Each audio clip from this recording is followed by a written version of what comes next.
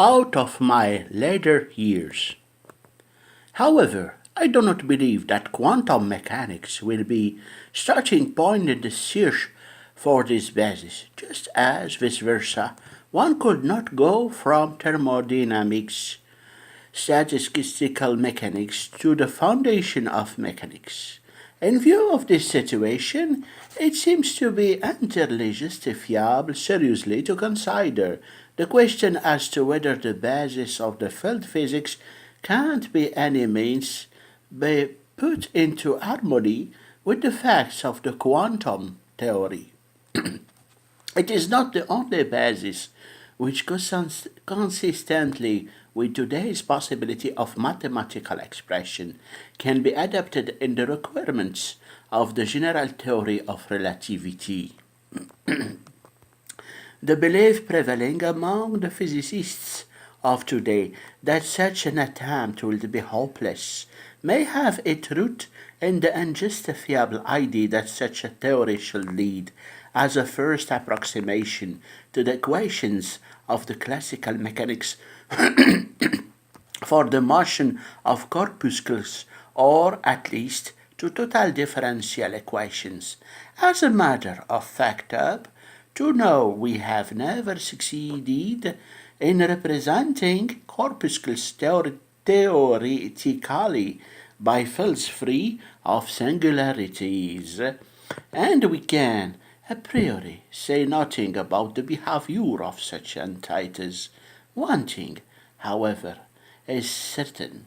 If a field theory results in a representation of corpuscles free of singularities, then the behavior of these corpuscles with time is determined solely by the differential equations of the field. 6. Relativity, theory, and corpuscles. I shall now show that according to the general theory of relativity, there exist singularity-free solutions of field equations which can be interpreted as representing corpuscles. I restrict myself here to neutral particles because in another recent publication in collaboration with Dr. Rosen, I have treated this question in a detailed manner, and because the essentials of the problem can be completely shown by this case. The gravitational field is entirely described by the tensor G and excuse me. The value of tensor is noted G micro and Y. G micro Y.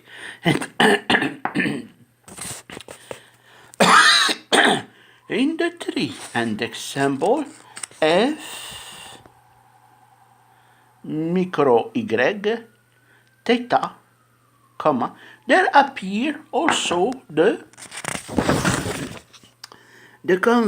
contravariants G mighty micro Y, which are defined as the minors of the G micro Y in index and not in mighty, okay? And divided by the determinant J equal absolute value of G alpha and beta, or A beta, factor A beta, G factor A beta value, absolute value. In order that the R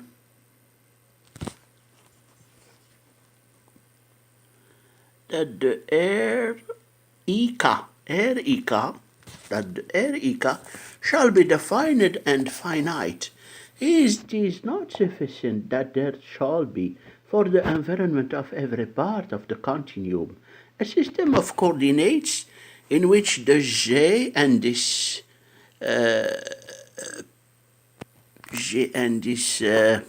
VR, G and this, no, micro V, which the G and this micro v, or micro y, micro v, and their first differential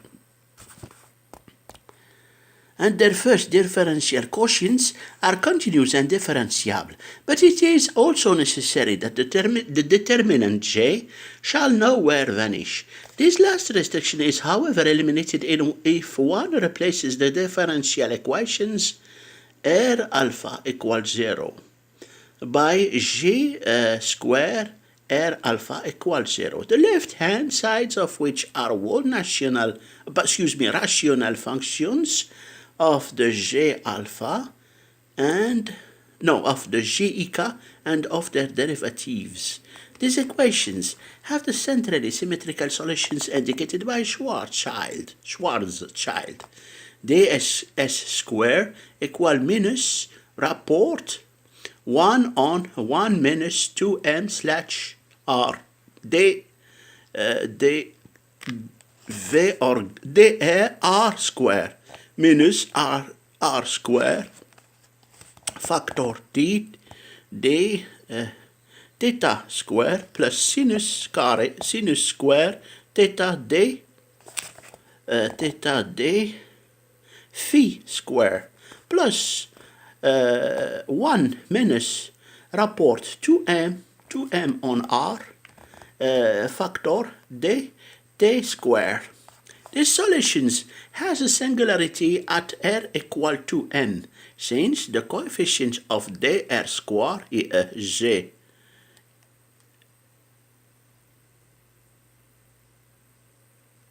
G11, G and this 11, G and this 11, becomes infinite of this hypersurface. If, however, we replace the variable r by theta or rho defined by the equation theta square equal r minus 2n, 2 factor n, we obtain t s square equal minus 4 factor 2n plus rho square d rho square minus 2n plus rho square the whole square d theta square plus sinus square theta d phi square. Factorization plus rho square on 2n plus rho square the whole factor dt square. This solution behaves regularity for all values of rho. The vanishing of the coefficient of dt square is J11 or J44 in this. For rho equals 0 results, it is true in the consequence that determinant J vanishes for this value, but which the methods of writing the field equations actually adopted, this does not constitute a singularity. If rho extends from minus infinity to plus infinity, then r runs from plus infinity to r equal to n, and then back to plus infinity, will for such value of r as correspondent to r inferior to 2m, there are no corresponding real values of rho. Hence, the Schwarzschild solution becomes a regular solution by representation of the physical space as consisting of two identical shells neighboring upon the hypersurface rho equals 0, that is r equal to n. Will for this hypersurface the determinant J vanishes. Let us catch such a connection between the two identical shells, a bridge. Hence the existence of such a bridge between the two shells in the finite realm corresponds to the existence of a material neutral particle which is described in a manner free from singularities. The solution of the problem of the motion of neutral particles evidently amounts to the discovery of such solutions of the gravitational equations, written free of denominators, and contain several bridges.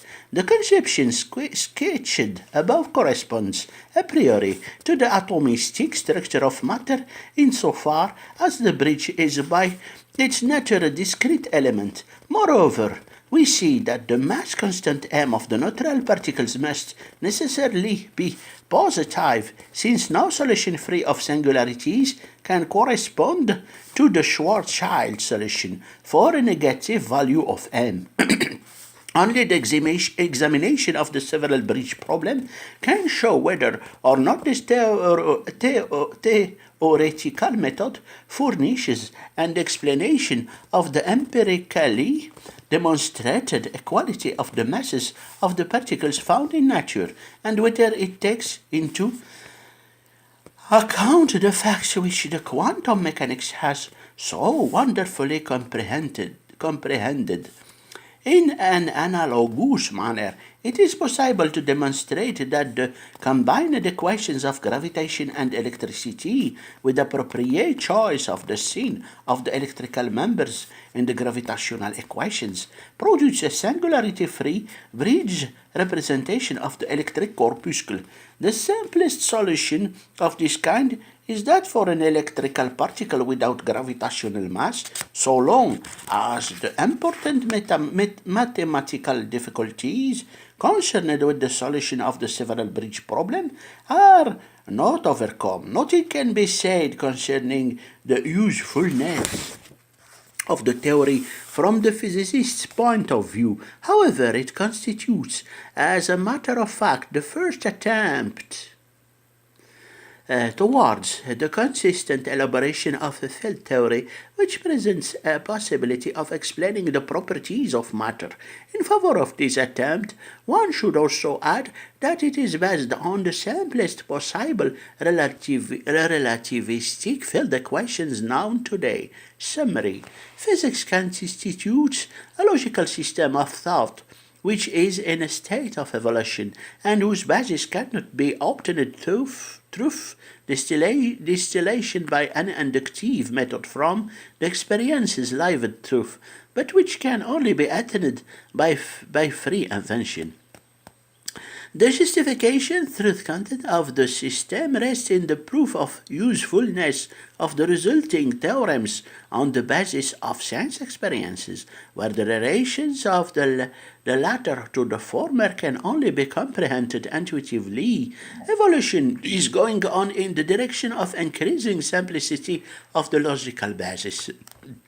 In order further to approach this goal, we must make up our mind to accept the fact that the logical basis departs more and more from the facts of experience, and that the path of our truth from the fundamental basis to these resulting theorems, which correlate with sense experiences, becomes continually harder and longer.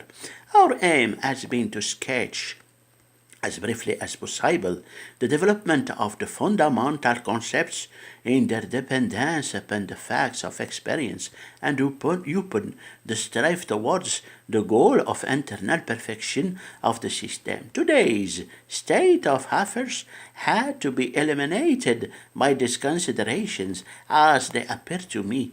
It is unavoidable that historic schematic representation is of a personal color. I try to demonstrate how the concepts of bodily objects, space, subjective and objective time, are connected with one another and with the nature of the experience. In classical mechanics, the concepts of space and time become independent. The concept of the bodily object is replaced in the foundations by the concept of the material point, by which means mechanics becomes fundamentally atomistic. Light and electricity produce insurmountable difficulties. When one attempts to make mechanics the basis of all physics, we are thus led to the field theory of electricity, and later on to the attempt to base physics entirely upon the concept of the field, after an attempted compromise with classical mechanics. This attempt leads to the theory of relativity, evolution of the notion of space and time into that of the continuum with metric structure. I try to demonstrate furthermore Why, in my opinion, the quantum theory does not seem likely to be able to produce a usable foundation for physics. One becomes involved in contradictions if one tries to consider the theoretical quantum description as a complete description of the individual physical system or happening. On the other hand, up to the present time, the field theory to enable to give an explanation of the molecular structure of matter and of quantum phenomena. It is shown, however, that the conviction to the effort that the field theory is unable to give by its methods a solution of these problems rests upon prejudice. 14. The fundaments of theoretical physics. Science is the attempt to make the chaotic diversity of our sense experience correspond to a logically uniform system of thought. In this system, single experiences must be correlated with the theoretic structure in such a way that the resulting coordination is unique and convincing. The sense experience are the given subject matter, but the theory that shall interpret them is man-made. It is the result of an extremely laborious process of adaptation, hypothetical, never completely final, always subject to question and depth. The scientific way of forming concepts differs from that which we use in our daily life, not basically, but merely in the more precise definition of concepts and conclusions, more painstaking and systematic choice of experimental material, and greater logical economy. By this late we mean the effort to reduce all concepts and correlations to as few as possible logically independent basis concepts and axioms. What we call physics comprises that group of natural sciences which base their concepts on measurements, and whose concepts and propositions lend themselves to mathematical formulation. Its realm is accordingly defined as that part of the sum total of our knowledge which is capable of being expressed in mathematical terms. With the progress of science, the realm of physics has so expanded that it seems to be limited only by the limitations of the method itself. The larger part of physical research is devoted to the development of the various branches of physics, in each of which the object is the theoretical understanding of more or less restricted fields of experience, and in each of which the laws and concepts remain as closely as possible related to experience. It is this department of science, with its ever-growing specialization, which has revolutionized practical life in the last centuries and given birth to the possibility that man may at last be freed from the burden of physical toil.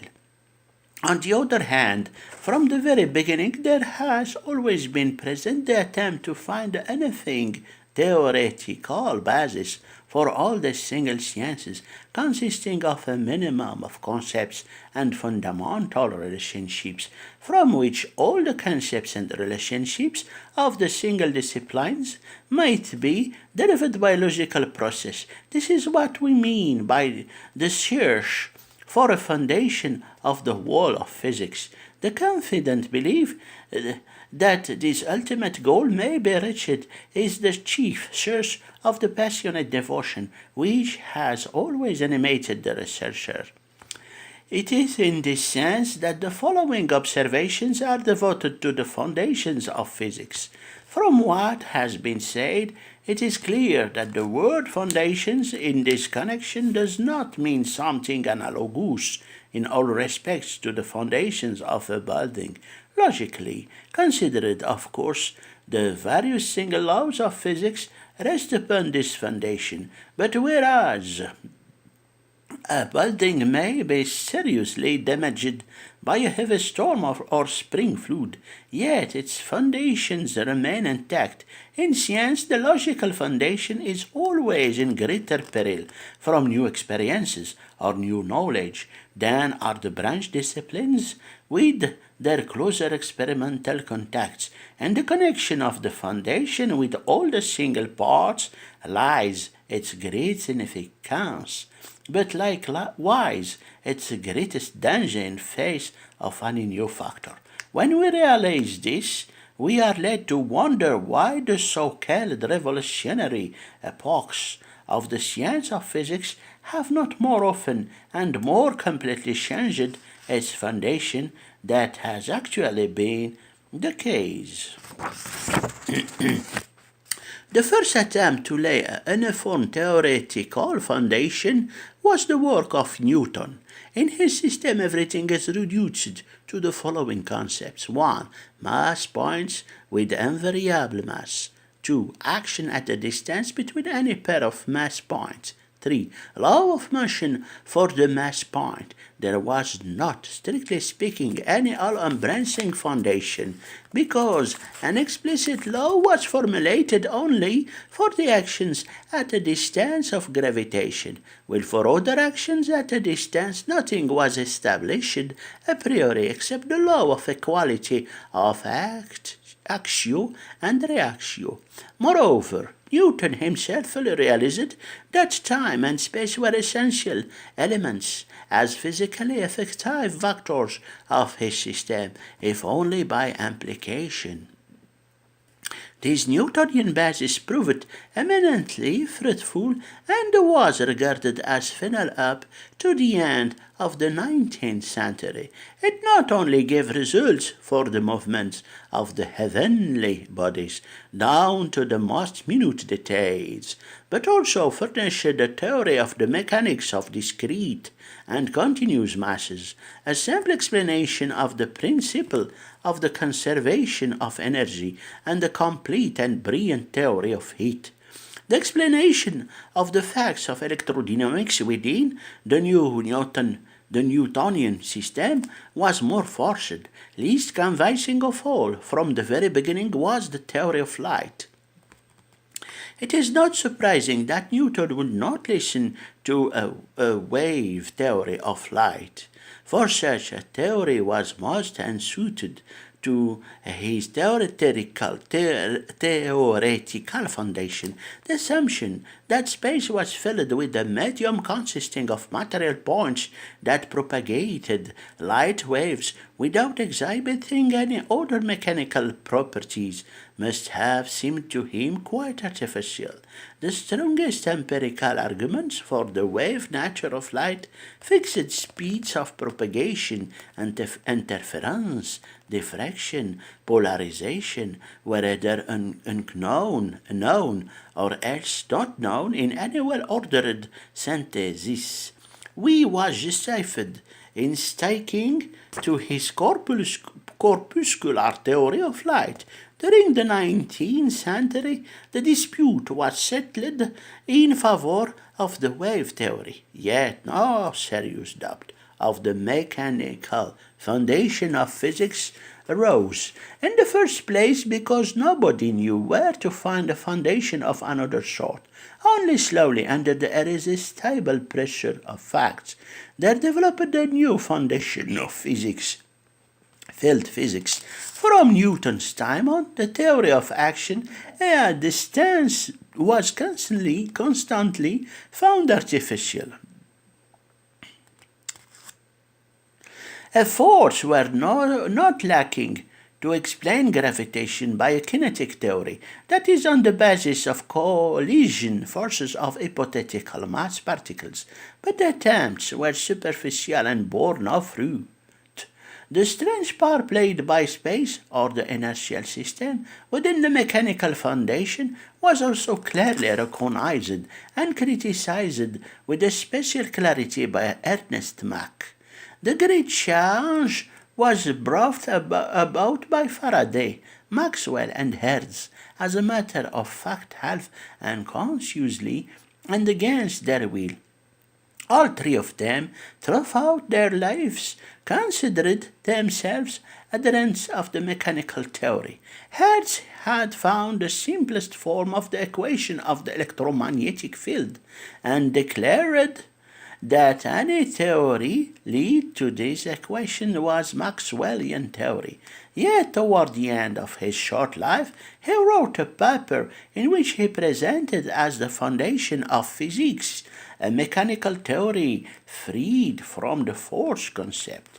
For us, who took in Faraday's ideas, so to speak, with our mother's milk, it is hard to appreciate their greatness and audacity. Faraday must have grasped with unerring instinct the artificial nature of all attempts to refer electromagnetic phenomena to actions at a distance between electric particles reacting on each other. How was each single iron filling among a load scattered on a piece of paper to know of the single electric particles running round in a nearby conductor? All these electric particles together seemed to create in the surrounding space a condition which in turn produced a certain order in the fillings. These special states today called fields. And if their geometrical structure and interdependent action were once rightly grasped, would he was convinced, furnish the clue to the mysterious electromagnetic interactions.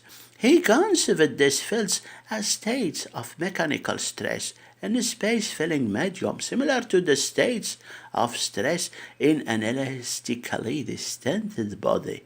For at that time, this was the only way one could conceive of states that were apparently continuously distributed in space. The peculiar type of mechanical interpretation of these fields remained in the background, a sort of placation of the scientific conscience in view of the mechanical tradition of Faraday's time.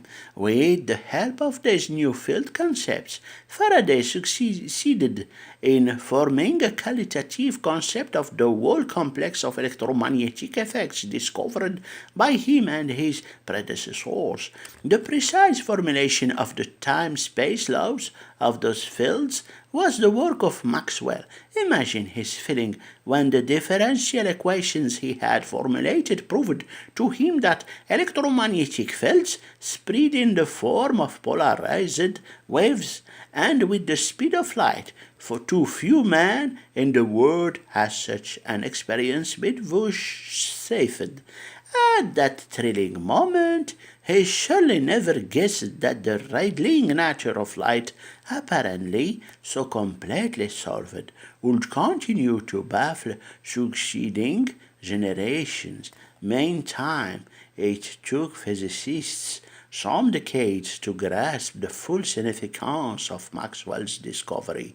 So bold was the leap that his genius forced upon the conceptions of his fellow workers.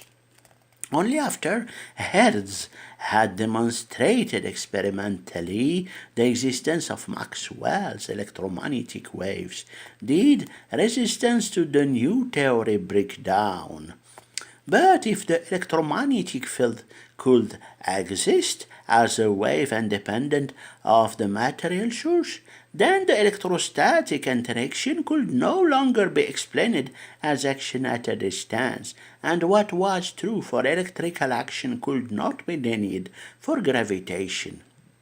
Everywhere, Newton's actions at a distance gave way to fields spreading with finite velocity.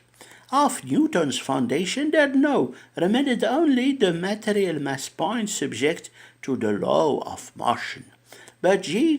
Thomson pointed out that an electrically charged body in motion must, according to Maxwell's theory, possess a magnetic field whose energy acted precisely as does an increase of kinetic energy to the body.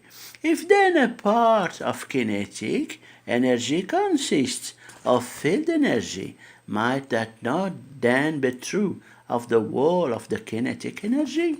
Perhaps the basic property of matter, its inertia, could be explained within the field theory. The question led to the problem of an interpretation of matter in terms of field theory, the solution of which would furnish an explanation of the atomic structure of matter. It was soon realized that Maxwell's theory could not accomplish such a program.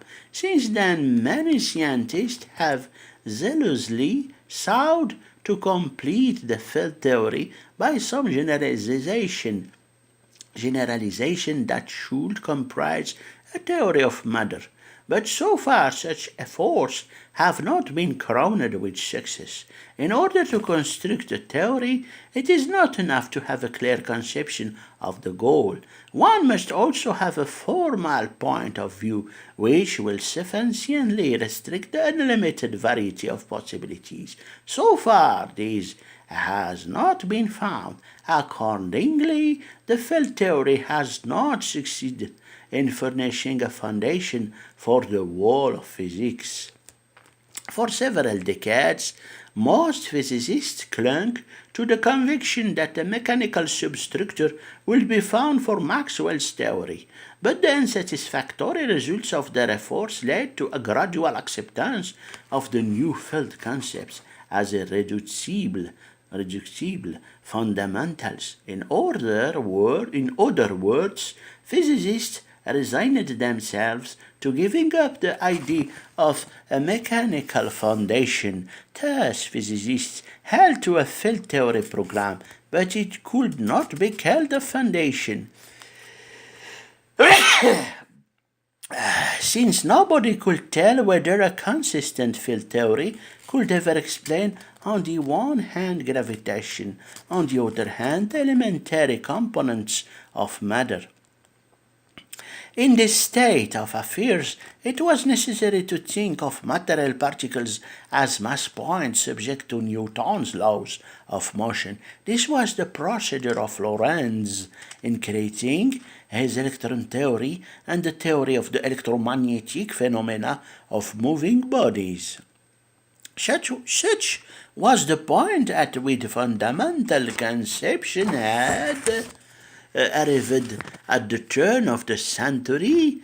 Immense progress was made in the theoretical penetration and understanding of whole groups of new phenomena, but the establishment of a unified foundation for physics seemed remote indeed, and this state of things has even been aggravated by subsequent developments. The development during the present century is characterized by two theoretical systems essentially independent of each other: the theory of relativity and the quantum theory. The two systems do not directly contradict each other, but they seem little adapted to fusion into one unified theory. We must briefly discuss the basic idea of these two systems. The theory of relativity rose out of efforts to improve, with reference to logical economy, the foundation of physics as it existed at the turn of the century. The so-called special or restricted relativity theory is based on the fact that Maxwell's equations, and thus the law of propagation of light in empty space, are converted into equations of the same form when they undergo Lorentz transformation. This formal property of the Maxwell equations is supplemented by our fairly secure empirical knowledge that the laws of physics are the same with respect to all inertial systems. This leads to the result that the Lorentz transformation applied to space and time coordinates must govern the transition from one inertial system to any other. The content of the restricted relativity theory can accordingly be summarized in one sentence. All natural laws must be so conditioned that they are covariant with respect to Lorentz transformation. From this it follows that the simultaneity of two distant events is not an invariant concept, and that the dimension of rigid bodies and the speed of clocks depend upon their state of motion. A further consequence was a modification of Newton's law of motion in cases where the speed of a given body was not small compared with the speed of light. This followed also the principle of the equivalence of mass and energy with the laws of conservation of mass and energy, becoming one and the same. Once it was shown that simultaneity was relative and depended on the frame of reference. Every possibility of retaining actions at a distance within the foundation of physics disappeared, since that concept presupposed the absolute character of simultaneity.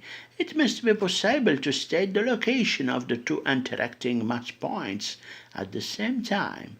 The general theory of relativity owes its origin to the attempt to explain a fact known since Galileo's and Newton's time, but hitherto eluding all theoretical interpretation. The inertia and the weight of a body, in themselves two entirely distinct things, are measured by one and the same constant, the mass.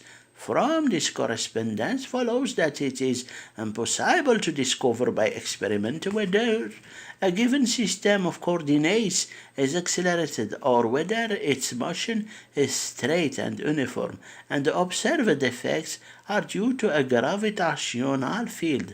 This is the equivalence principle of the general relativity theory. It shatters the concepts of the inertial system as soon as gravitation enters in. It may be remarked here that the inertial system is a weak point of the Galilean Newtonian mechanics, for there is presupposed a mysterious property of physical space conditioning the kind of coordination systems for which the law of inertia and the Newtonian law of motion hold good. These difficulties can be avoided by the following postulate. Natural laws are to be formulated in such a way that their form is identical for coordinate systems of any kind of states of motion. To accomplish this, the task of the general theory or of relativity. On the other hand, we deduce from the restricted theory the existence of a Riemannian metric within the time-space continuum, which according to the equivalence principle describes both the gravitational field and the metric properties of space, assuming that the field equations of gravitation are of the second differential order, the field law to clearly determine it. Aside from this result, the theory frees field physics from the disability it suffered from in common with the Newtonian mechanics of ascribing to space those independent physical properties which heretofore had been cancelled by the use of an inertial system. But it cannot be claimed that those part of the general relativity theory which can today be regarded as final have furnished physics with a complete and satisfactory foundation. In the first place, the total field appears in it to be composed of two logically unconnected parts, the gravitational and the electromagnetic, and in the second place this theory, like the earlier field theories, has not up till now supplied an explanation of the atomistic structure of matter. This failure has probably some connection with the fact that so far it has contributed nothing to the understanding of quantum phenomena. To take in these phenomena, physicists have been driven to the adoption of entirely new methods the basic characteristics of which we shall now discuss. In the year 1900, in the course of a purely theoretic investigation, Max Planck made a very remarkable discovery: the law of radiation of bodies as a function of temperature could not be derived solely from the laws of Maxwellian electrodynamics. To arrive at results consistent with the relevant experiments, radiation of given frequency had to be treated as thought. It consisted of energy atoms of individual energy hv, where h is Planck's universal constant. During the years following, it was shown that light was everywhere produced and absorbed in such energy quanta. In particular, Niels Bohr was able largely to understand the structure of the atom on the assumption that atoms can have only discrete energy values and that the discontinuous transitions between them are connected with the emission of absorption of such an energy quantum. This threw some light on the fact that in their gaseous state elements and their compounds radiate and absorb only light of a certain sharply defined frequencies. All this was quite inexplicable within the frame of the hitherto existing theories. It was clear that, at least in the field of atomistic phenomena, the character of everything that happens is determined by discrete states and by apparently discontinuous transition between them. Planck's constant h playing a decisive role. The next step was taken by de Broglie. He asked himself how the discrete states could be understood by the aid of the current concepts, and hit on parallel with stationary waves. As for instance, in the case of the proper frequencies of organ pipes and strings in acoustics, true wave action of the kind here required were unknown, but they could be constructed and their mathematical laws formulated employing Planck's constant h. De Broglie conceived an electron revolving about the atomic nucleus has been connected with such a hypothetical wave train and made intelligible to some extent the discrete character of Bohr's permitted, but by the stationary character of the corresponding waves. Now, in mechanics, the motion of material points is determined by the force or fields of force acting upon them. Hence, it was to be expected that those fields of force would also influence de Broglie's wave fields in an analogous way. Erwin Schrödinger showed how this influence was to be taken into account, reinterpreting by an ingenious method certain formulations of classical mechanics. He even succeeded in expanding the wave mechanical theory to a point where, without the introduction of any additional hypothesis, it became applicable to any mechanical system consisting of an arbitrary number of mass points, that is to say, possessing an arbitrary number of degrees of freedom. This was possible because the mechanical system consisting of n mass points is mathematically equivalent to a considerable degree to one single mass point moving in a space of 3n dimensions. On the basis of this theory, there was obtained a surprisingly good representation of an immense variety of facts, which otherwise appeared entirely incomprehensible. But on one point, curiously enough, there was failure. it proved impossible to associate with these Schrödinger waves the finite motions of the mass points, and that after all had been the original purpose of the whole construction. The difficulty appeared insurmountable until it was overcome by Born in a way as simple as it was unexpected. The Breuer Schrödinger wave fields were not to be interpreted as a mathematical description of how an event actually takes place in time and space. Thought, of course, they have reference to such an event. Rather, they are a mathematical description of what we can actually know about the system. They serve only to make statistical statements and predictions of the results of all measurements which we can carry out upon the system.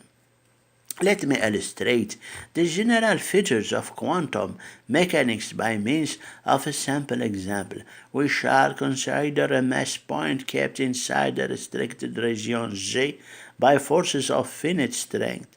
If the kinetic energy of the mass point is below a certain limit, then the mass point, according to classical mechanics, can never leave the region G. But according to quantum mechanics, the mass point, after a period not immediately predictable, is able to leave the region G in an unpredictable direction and escape into surrounding space. This case, according to Gamow, it is a simplified model of radioactive disintegration. The quantum theoretical treatment of this case is as follows. At the time t0, we have a Schrödinger wave system entirely inside G, but from the time t0 onwards, the waves leave the interior of G in all directions in such a way that the amplitude of the outgoing wave is small compared to the initial amplitude of the wave system inside G. The further this outside wave spread, the more the amplitude of the waves inside G diminishes, and correspondingly the intensity of the latter waves ensuing from G. Only after infinite time has passed in the wave supply inside G exhausted will the outside wave has spread over an ever-increasing space.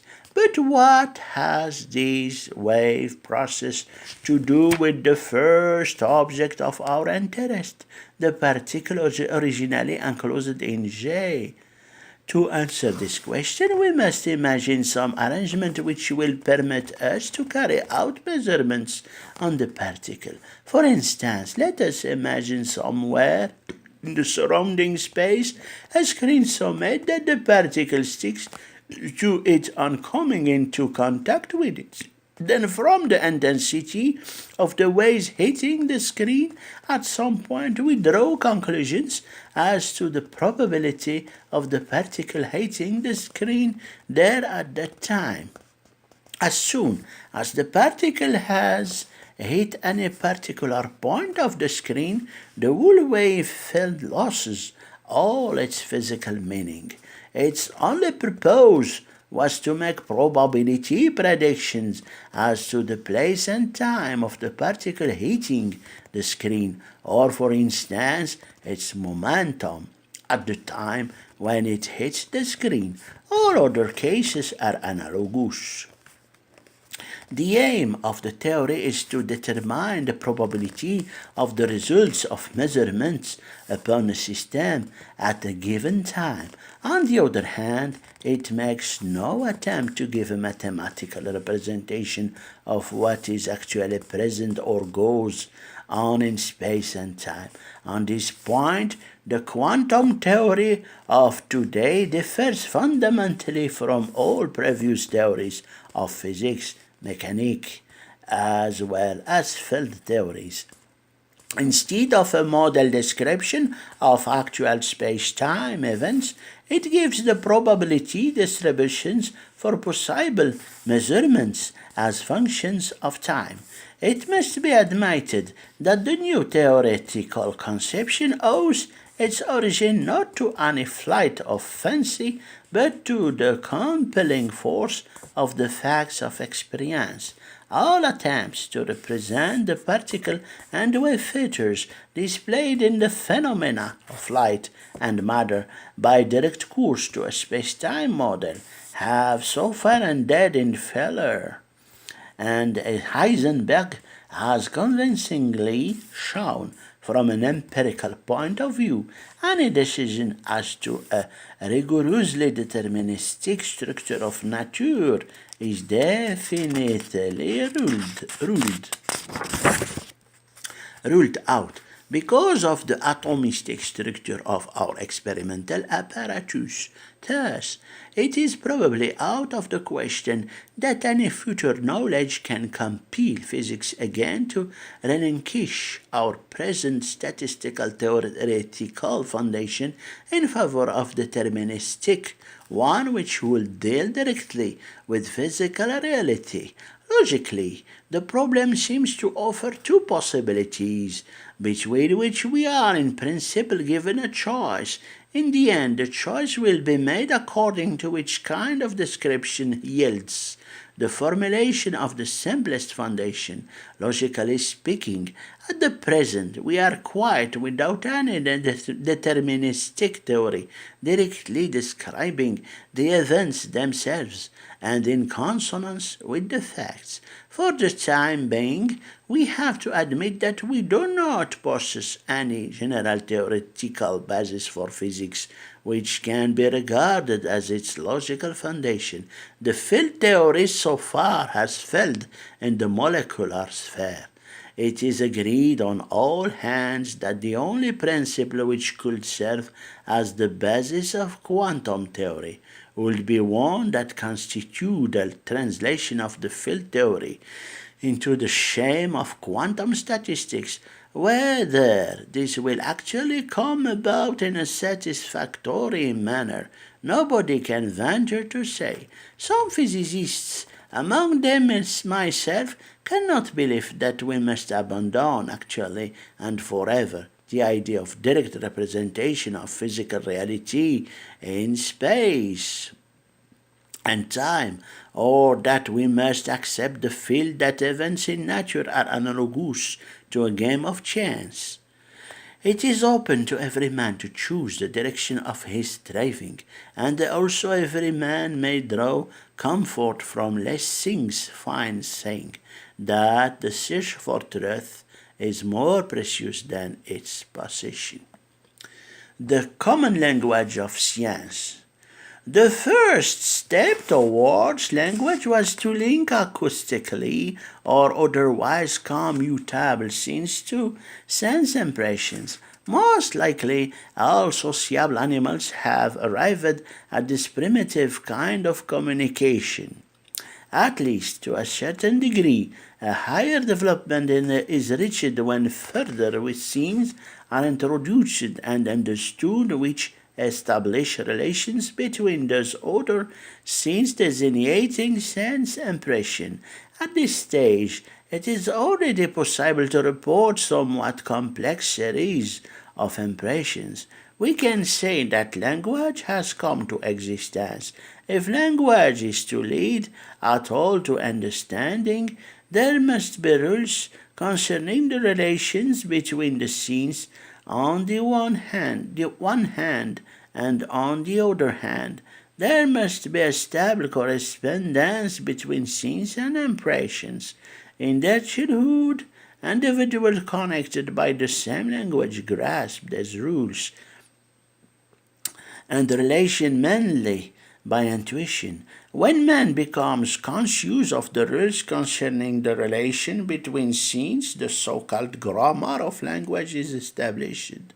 In an early stage, the words may correspond directly to impressions, At a later stage, this direct connection is lost insofar as some words convey relations to perception only if used in connection with other words.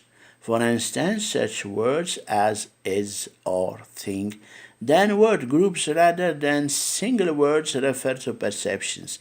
When language becomes thus partially independent from the background of impressions, a greater inner coherence is gained.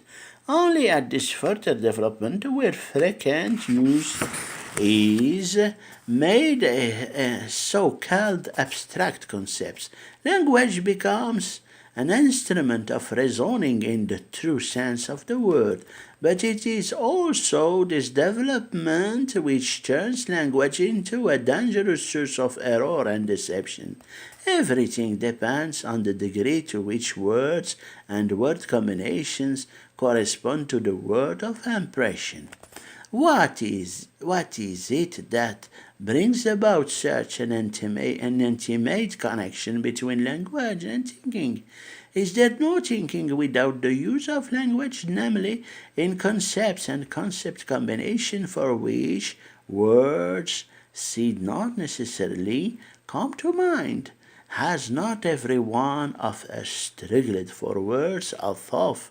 The connection between things was already clear.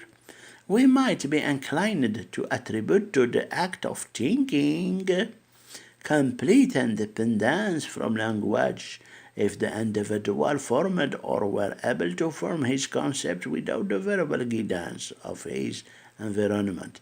Yet, most likely, the mental shape of an individual growing up under such conditions will be very poor.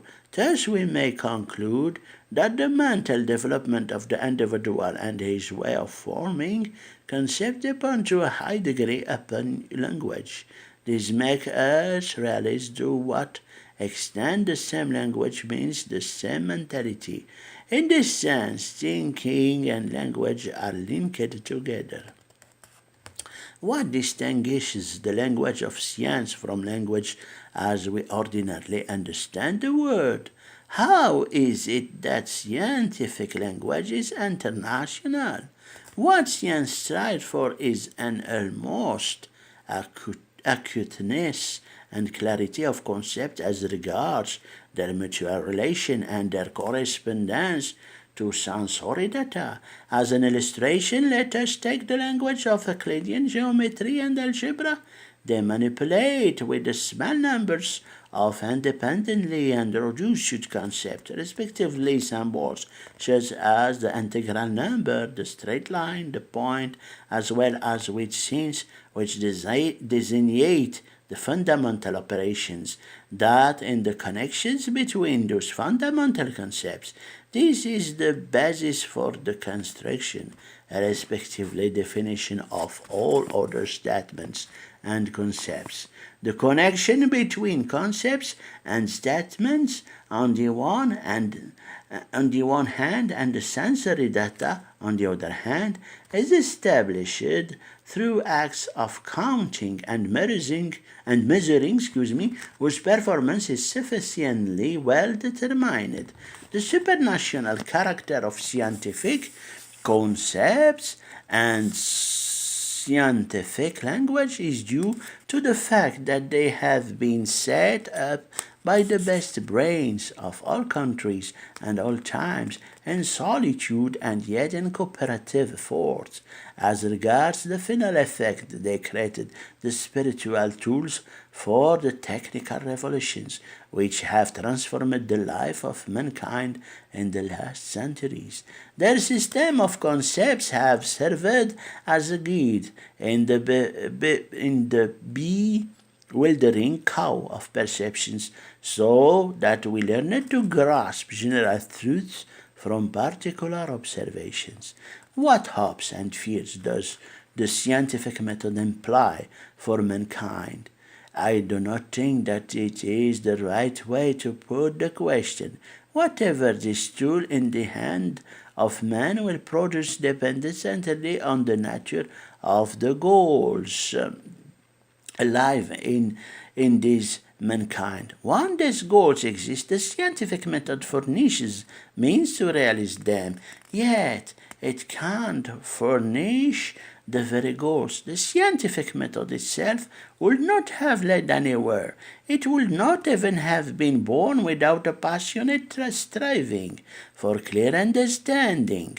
Perfection of mean and confusion of goals seem, in my opinion, to characterize our age. If we desire sincerely and passionately the safety, the welfare, and the free development of the talents of all men, we shall not be in want of the means to approach such a state, even if only a small part of mankind strives for such goals. Their superiority will prove itself in the long run. The laws of science and the laws of ethics. Science searches for relations which are thought to exist independently of the searching individual. This includes the case where man himself is the subject, or the subject of scientific statements may be concepts created by ourselves. As in mathematics, such concepts are not necessarily supposed to correspond to any objects in the outside world. However, all scientific statements and laws have one characteristic in the common. They are true or false, adequate or inadequate. Roughly speaking, our action to them is yes or no. The scientific way of thinking has a further characteristic. The concepts which it uses to build up its coherent system are not expressing emotions. For the scientist, there is only being, but no wishing, no valuing, no good, no evils, no goal. As long as we remain within the realm of science proper, we can never meet with the sentence of the type, "Thou shalt not lie." There is something like a Puritan's stand in the scientist who seeks truth. He keeps away from everything voluntaristic or emotional. Incidentally, this trait is the result of a slow development peculiar to modern Western thought. From this it might seem as if logical thinking were irrelevant for ethics. Scientific statements of facts and relations indeed can produce ethical directives. However, ethical directives can be made rational and coherent by logical thinking and empirical knowledge. If we can agree on some fundamental ethical propositions, then other ethical proposition can be derived from them, provided that the original premises are stated with sufficient precision. Such ethical premises play a similar role in ethics to that played by axioms in mathematics. This is why we do not feel at all that it is meaningless to ask such questions as, why should we not lie? We feel that such questions are meaningful because in all discussion of this kind, some ethical premises are tacitly taken for granted. We then feel satisfied when we succeed in tracing back the ethical directive in question to these basic premises. In the case of lying, this might perhaps be done in some way, such as this: lying destroys confidence in the statements of other people. Without such confidence, social cooperation is made impossible, or at least difficult. Such cooperation, however, is essential to make human life possible and tolerable. This means that the rule, "Thou shalt not lie," has been traced back to the demands, "Human life shall be preserved, and pain and sorrow shall be lessened as much as possible." But what is the origin of such ethical axioms? Are they arbitrary? Are they based on mere authority? Do they stem from experience of man? Are they conditioned indirectly by such experiences? For pure logic, all axioms are arbitrary, including the axioms of ethics. But they are by no means arbitrary from a psychological and genetic point of view.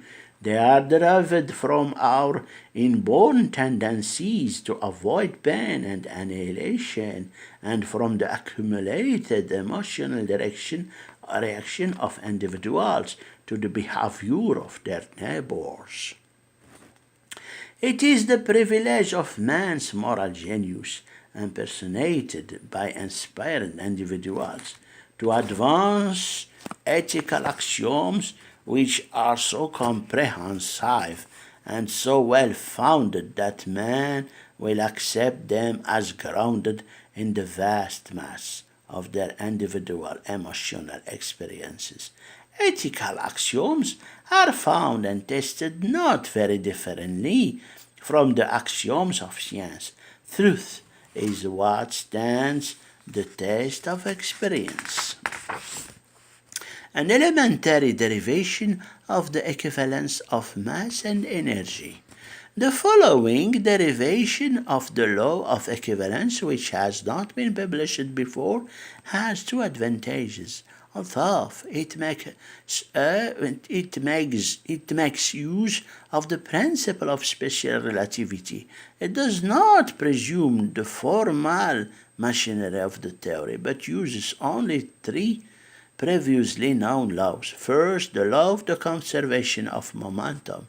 2. The expression for the pressure of radiation, that is, the momentum of the complex of radiation moving in a fixed direction. 3. The well-known expression